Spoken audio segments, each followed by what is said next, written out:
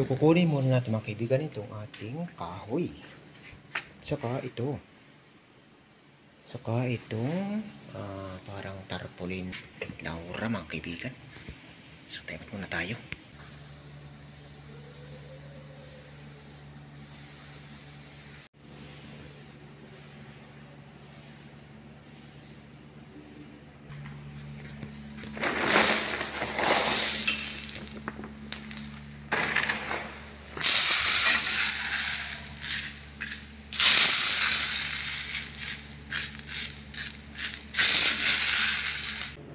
So, tapos na po tayo maglagay ng black stone mga kaibigan sa white stone. So, ang cover ba niya?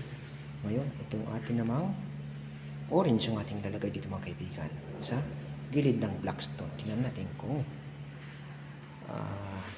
babagay sa kanya.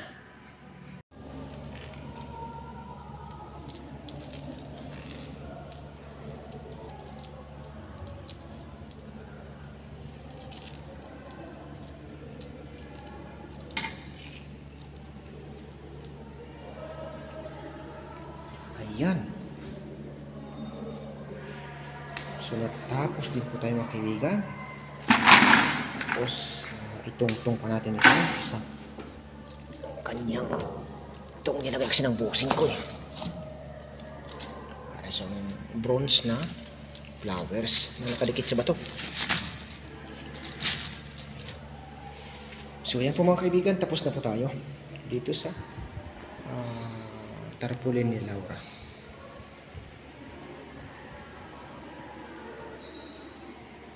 Ayan. So, tapos na po tayo maglagay ng orange na bato at saka ng black. So, malipis po yung ating orange. Hindi po masyado siyang pero pwede na rin kahit paano. So, sunod na lang mga kaibigan pag makakita ulit tayo ng orange or makabili yung ating boss. Ayan. So, hindi po masyadong dark na dark black yung kanyang dahil ay mapusyaw. Pero, okay na rin mga kaibigan. Paano? So, ayan po mga kaibigan. Dito lang po magtatapos ang ating video.